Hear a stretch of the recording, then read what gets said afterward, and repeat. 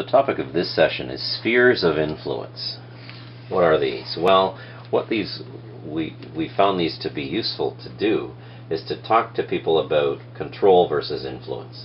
The idea that we'd have a sphere of control and that would lead to a sphere of influence outside of that and a sphere of indirect influence outside of that. It looks something like the following. The green kind of encirclement we've done here is our operational sphere of control. It's what we do, it's what we invest in, it's the activities that we collectively or individually even do. Again, this type of spheres diagram has been used by people like Van der Heyden and Stephen Covey and others to talk about strategic planning and even self-management. Once we go, though, beyond the sphere of control, we have this direct sphere of influence, the groups that we reach, the people and groups that we reach and attempt to influence or may influence. They also influence us. It's actually a two-way street. So what we do is embedded within our sphere of influence, our network of friends, our network of colleagues, and so on. And then ultimately we have a broader sphere, which is typically the why, the raison d'etre, what's the long-term end outcome that we're seeking to change in our communities, the mission, if you like.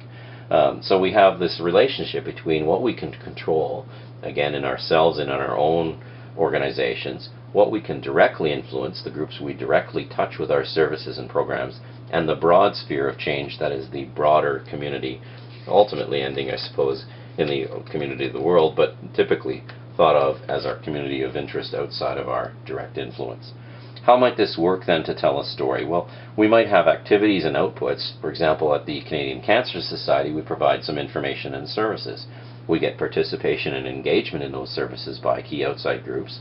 This is now moving to our sphere of influence. We can't require them to use the services or programs, so they do so at their own will, and that becomes the first sphere of influence change, not sphere of control. That leads to knowledge, ability, skills, and aspirational changes perhaps in them, leads to their own actions that again we might be able to directly influence, hopefully then leading to systems change and a broader state of well-being. The key to this is that not only does this chain make logical sense moving from control to direct influence to indirect influence, but that also as we move outward, the outside influences grow and grow. So at the top end, we have them at their maximum, the socioeconomic, political, technological, and environmental factors that will affect state of well-being and sustain systems change. But they will also be factors that will, to a lesser degree, but still significant degree, affect existing practices, the capacities, the support climate, and so on will have an effect on whether groups are reached and influenced by our work. And finally, our own resource pictures, our skills, our system protocols, and so on, and our history may affect the way that we do our activities. So the point is that we've not only mapped a results chain against spheres of influence, we've also looked at outside factors and how they will influence the change process. In later sessions, we'll talk about how to codify this, to use it for management, for planning, for monitoring and evaluation.